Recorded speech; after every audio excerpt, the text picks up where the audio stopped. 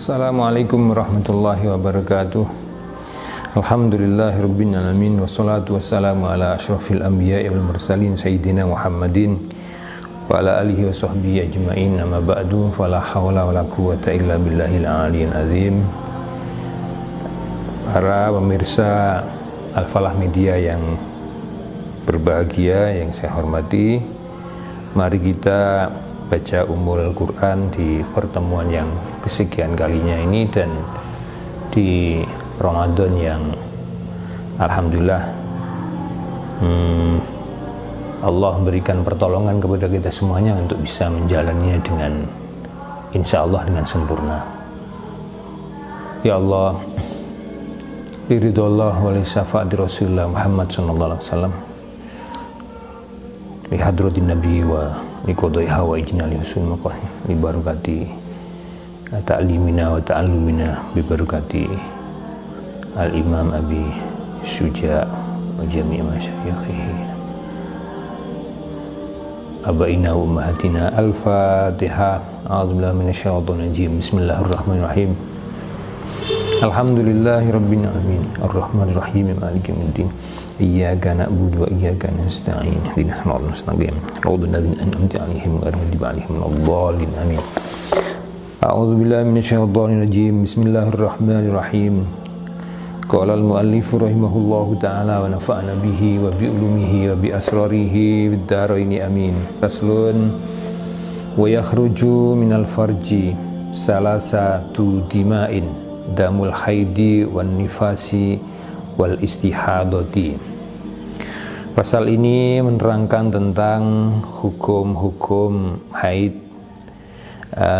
menstruasi, nifas, wal istihadati, dan istihadah atau mungkin pendarahan. Keluar dari farji perempuan ada tiga macam darah: darah haid, darah nifas, dan darah istihadah. Fal haidu wad damul khariju fi sinnil haidi wa huwa tis'u sinina fa aksara min farjil mar'ati ala sabili sihhati min ghairi sababil wiladati. Yang pertama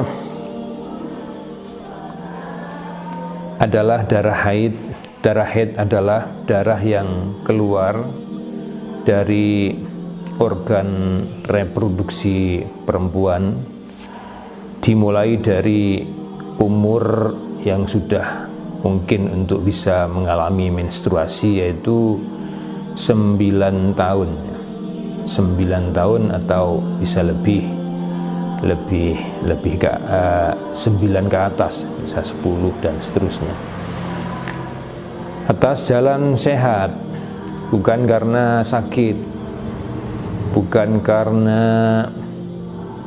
ada masalah, tetapi karena ini merupakan watak khilqah perempuan yang sudah digariskan oleh Allah Subhanahu wa ta'ala. Bukan karena melahirkan, ya, bukan karena melahirkan, bukan karena ada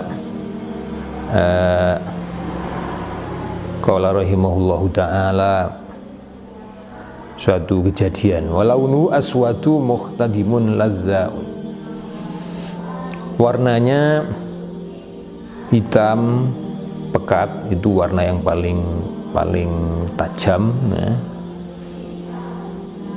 Hitam pekat dan sangat merah, tetapi nanti juga akan mengalami penurunan sejalan dengan masa haid yang dialami oleh seorang perempuan, dan ini tidak sama antara satu dengan perempuan yang lain, ya.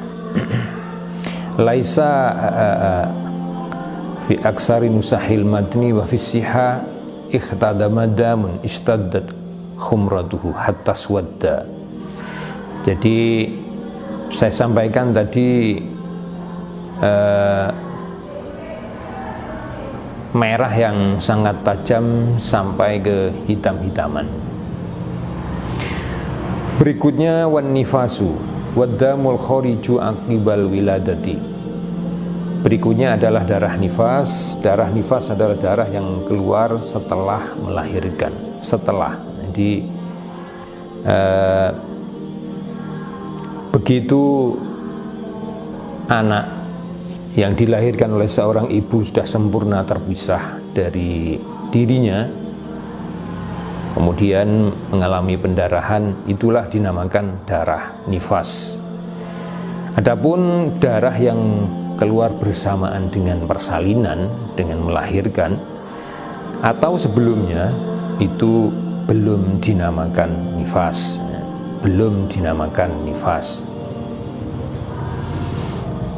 Berikutnya adalah wal istihadatu waddamu al khariju min ghairi ayyamil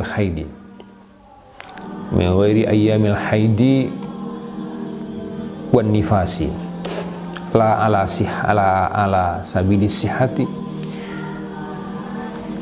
Yang berikutnya adalah macam yang ketiga adalah istihadah. Istihadah adalah darah yang keluar di selain hari-hari haid dan hari-hari nifas. Ini memang sedang ada masalah, mungkin bisa dikategorikan pendarahan. Jadi di luar jadwal haid ternyata masih saja mengeluarkan darah, dan itu dinamakan darah istihadah. Wa aqallul haidi zamanan yaumun wa lailatun. Yaumun wa lailatun.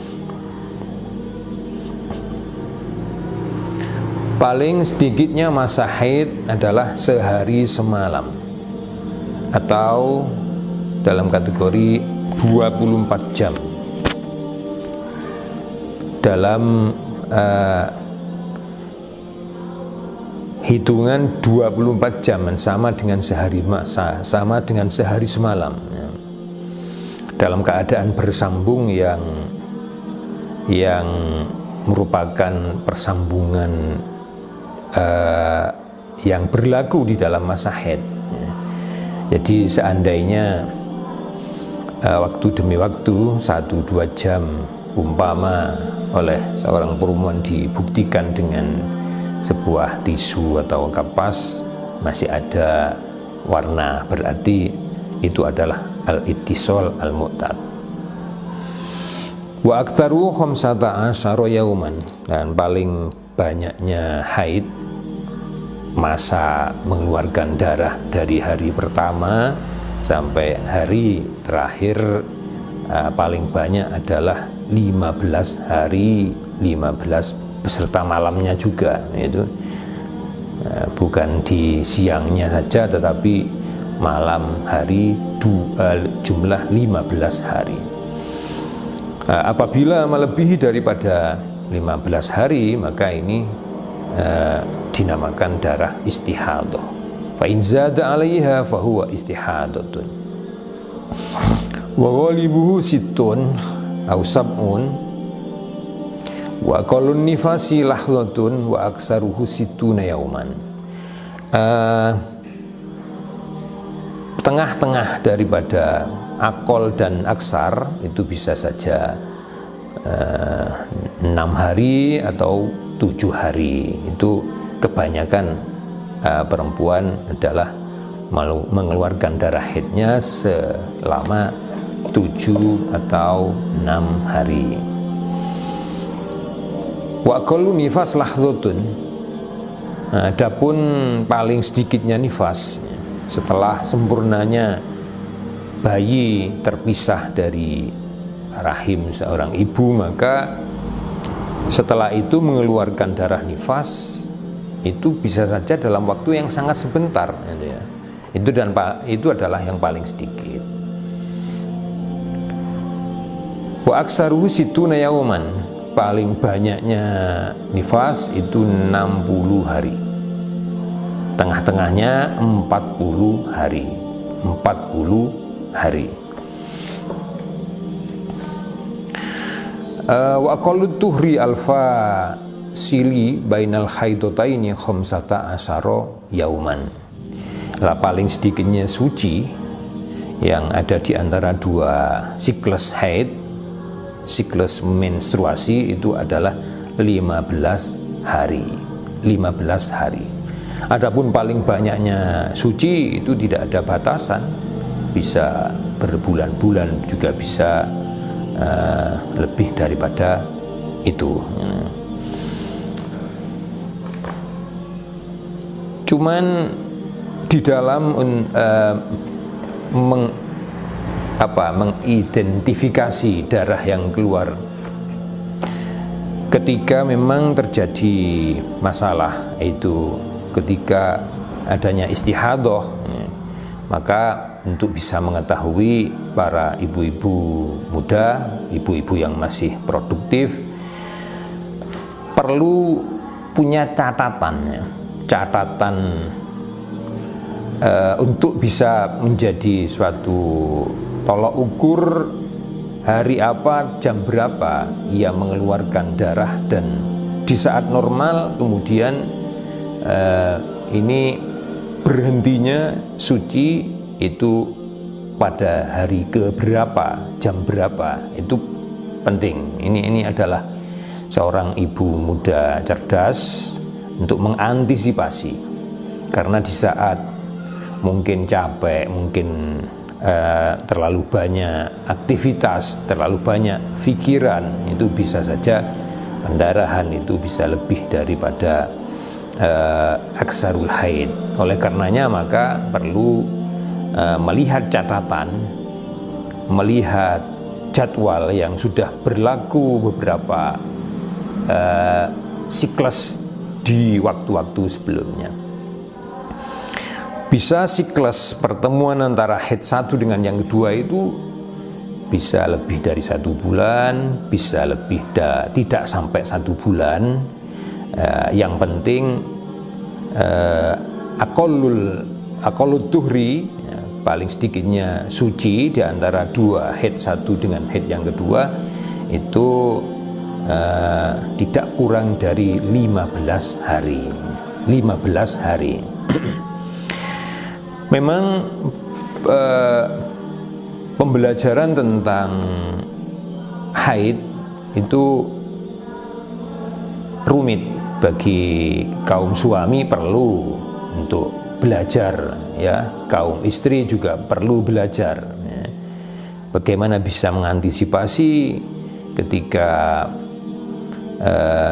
haid ternyata melebihi daripada 15 hari dalam keadaan mungkin warna darah yang terus dalam satu macam, dalam satu warna, maka bisa saja nanti kesulitan untuk dihitung. Tetapi ketika hafal dengan jadwal yang biasa dilalui oleh seorang ibu, maka akan bisa dideteksi, oh berarti haid saya, umpama bagi ibu, haidnya seorang ibu itu 10 hari atau mungkin 9 hari, tinggal menyamakan daripada jadwal atau siklus. Siklus itu perputaran daripada haid-haid sebelumnya. Wa aqallu zamanin tahidu fihil mar'ah tis'u sinin. Paling sedikitnya zaman atau umur, ya. Seorang perempuan bisa, perempuan muda, perempuan gadis ini itu dimulai dari pada umur 9 tahun. 9 tahun. Dalam ukuran sistem Qamariyah, ya, sistem Hijriyah. Walau ra'atuhu qabla tamami tis'i bizaman yadiku an haidin wa tuhrin fahuwa haidun wa illa fala.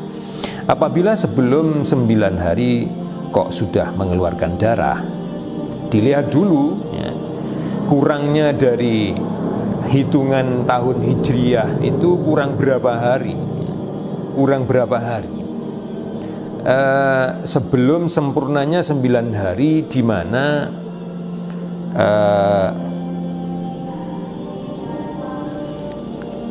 di waktu yang mungkin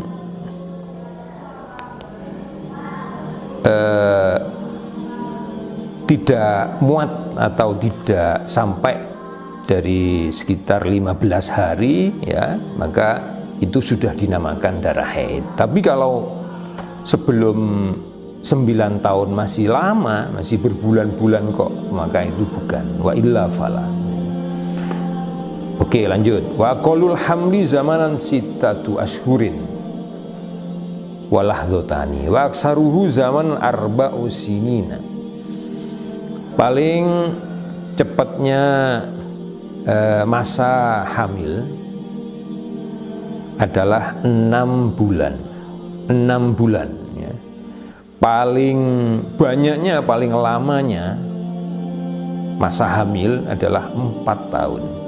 4 tahun. Tapi ini kejadian yang sangat jarang sekali ini. Apalagi kalau zaman sekarang mungkin sudah dioperasi sesar dan lain-lainnya. Wa ghalibuhu tis'atu ashhurin, dan tengah-tengahnya, dan ini begitu banyak normal, 9 bulan. 9 bulan, ya. Bisa saja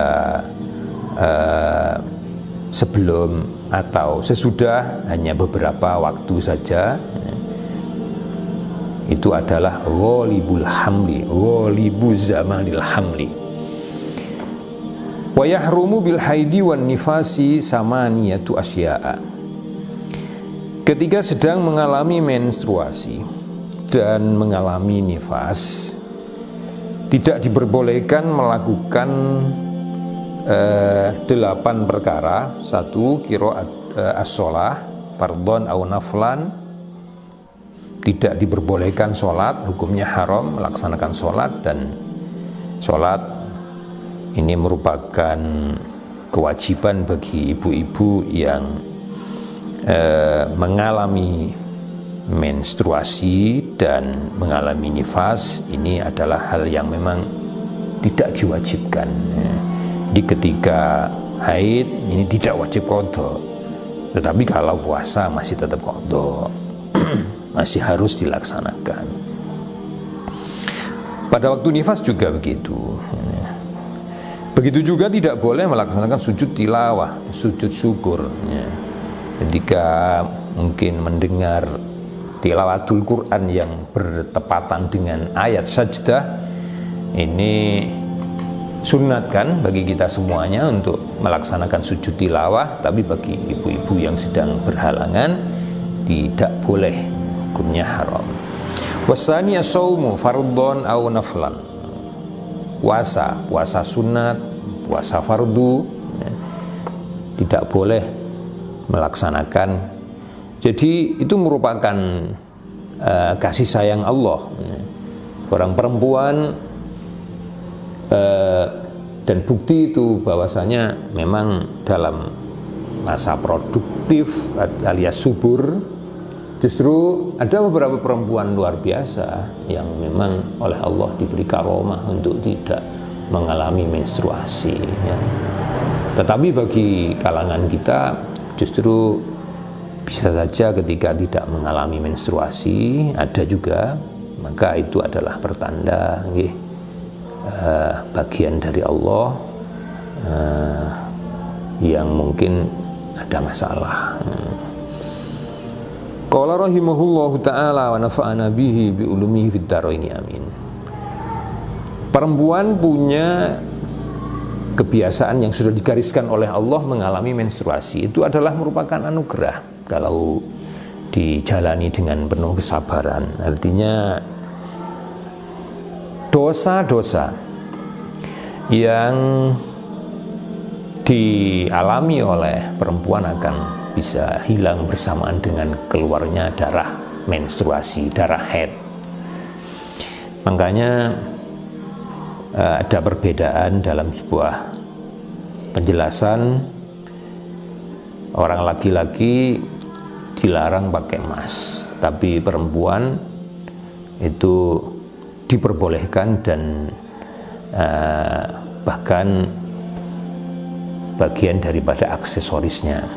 Kenapa? Karena bahaya atau timbal bahaya yang dipengaruhi oleh emas itu akan hilang dengan keluarnya darah haid, maka akan stabil, akan imbang. Dan makanya laki-laki tidak mengalami menstruasi diharamkan pakai perhiasan emas.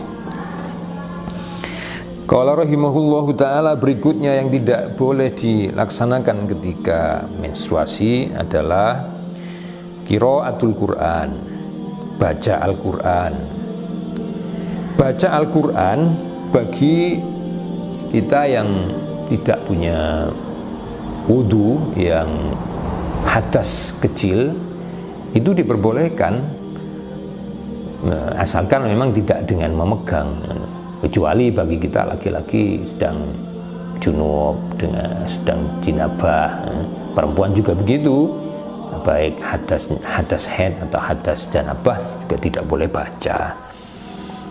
Lah, bagi kita mungkin saja tanpa memegang, bagi yang hafal, bagi yang mungkin punya aplikasi dalam handphonenya, tidak harus memegang Al-Quran, tapi bisa melihat tulisan Al-Quran di HP-nya.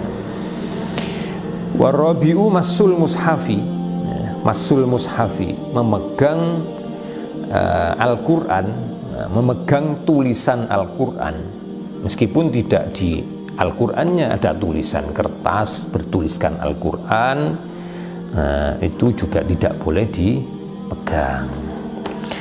Wahamluhu, juga tidak boleh membawa Al-Quran, membawa Al-Quran. Wal khamisu dukhul masjidi,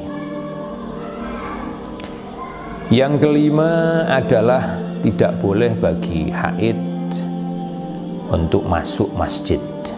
In khofat talwisahu, in khofat talwisahu. Jadi qala rahimahullahu ta'ala wa nafa'ana bihi bi ulumihi fid dharaini amin. Apabila aman, mungkin pembalutnya juga bagus ya, di saat juga tidak begitu deras ya,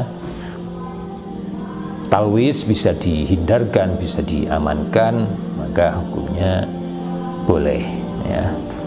Kita juga perlu mencari referensi lain. Dalam hal itu banyak perempuan yang harus berkegiatan di dalam masjid di saat kegiatan rutin dan lain sebagainya, itu bisa diadakan di dalam masjid. Wasadisu at-tawafu, yang tidak boleh dilakukan oleh perempuan haid dan nifas adalah tawaf, baik tawaf sunat atau tawaf fardu, tawaf ifadah, tawafnya umroh.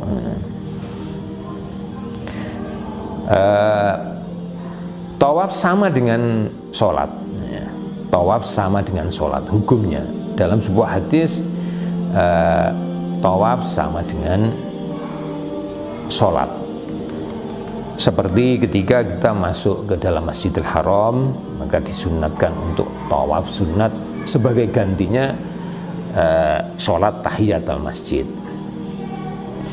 Wasabi'u al-wat'u, wasabi'u al-wat'u, yang tidak diperbolehkan yang ketujuh adalah melakukan hubungan suami istri di saat sedang menstruasi, belum suci dan belum mandi. Suci saja belum mandi besar, li raf'i hadasil haid, itu pun juga belum boleh. Wasaminu al-istimta'u bima baina surrati war rubbati, yang ke-8 yang tidak diperbolehkan adalah bagi suami istri mengadakan apa itu percintaan mungkin yang berkisar di sekitar di antara pusar dan dan lutut. Fala yahrumu al-istimta'u bihima wala bima fauqahuma al-mukhtari fi syarhil muhadzab. Jadi tapi kalau mungkin kegiatan suami istri yang lain, ciuman atau mungkin di selain anggota pusar dan lutut, tidak apa-apa. Kenapa tidak diperbolehkan? Ya karena dekat dengan alat reproduksi yang sedang memang mengalami haid atau nifas. Tapi kalau jauh, ya, bahkan menurut kaul yang lain, asalkan masih aman, memang tidak akan mungkin terjadi pelanggaran. Siwal wat'i, ada yang menyatakan masih boleh siwal wat'i. Ya Rabbi, wa yahrumu alal junubi khamsatu asya'. Pembahasan tentang haid dan apa saja yang berhubungan dengan haid kita nyatakan selesai. Tetapi sebetulnya ada kitab yang memang membahas tentang khusus membahas tentang haid, namanya Risalatul Mahid, atau kitab yang mempelajari tentang macam-macamnya haid, karena begitu kompleks permasalahan di dalam menstruasi perempuan. Ada yang tidak bisa membedakan antara darah yang tajam, yang qawi dengan yang lemah di saat terjadi istihadah. Maka stabil di dalam kehidupan seorang perempuan, kesabaran dan kedewasaan di dalam berpikir yang bisa stabil pun juga insya Allah akan mempengaruhi terhadap stabilnya siklus menstruasi perempuan.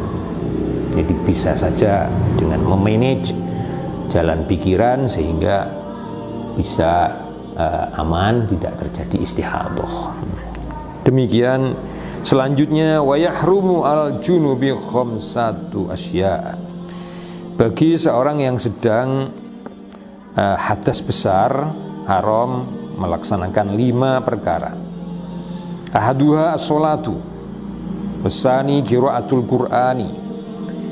Bagi seorang yang sedang junub, belum melaksanakan mandi besar, tidak boleh melaksanakan sholat, baik fardu atau sunat. Yang kedua, tidak boleh baca Al-Quran.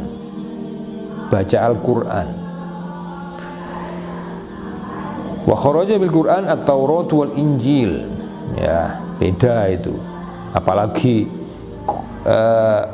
Injil dan Taurat yang sekarang sudah bukan kitab Injil dan bukan kitab Taurat yang sekarang. Amma azkarul Qur'ani fatahillu la biqasdi Qur'anin. Bagaimana dengan membaca bismillah, membaca Fatihah, membaca ayat-ayat kursi yang memang lebih banyak dibaca sebagai zikiran, ya, maka hukumnya boleh, tetapi tidak bermaksud dan bertujuan baca Quran, baca wirid, baca zikir boleh. Wasalisu masul mushafi wa hamluhu. Yang ketiga, tidak boleh bagi orang junub memegang mushaf, membawa mushaf. Membawa mushaf. Yang keempat, warafi'u at-tawafu.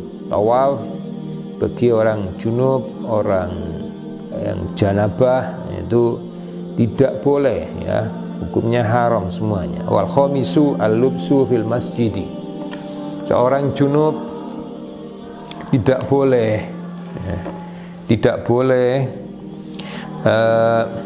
berdiam diri di dalam masjid, kecuali ketika memang tidak mungkin untuk keluar. Umpama seorang junub mimpi basah, seorang laki-laki atau perempuan di dalam masjid, dan kemudian sulit untuk keluar untuk melaksanakan mandi janabah, mungkin terkunci dari luar, ya, atau keluar mengkhawatirkan terhadap dirinya atau hartanya. Di luar ada mungkin ada hayawan buas dan lain sebagainya, maka itu darurat, nggak bisa keluar. Wa taraddudul junubi fil masjidi bimanzilatil lubsi. Lalu lalang di dalam masjid bagaimana hukumnya?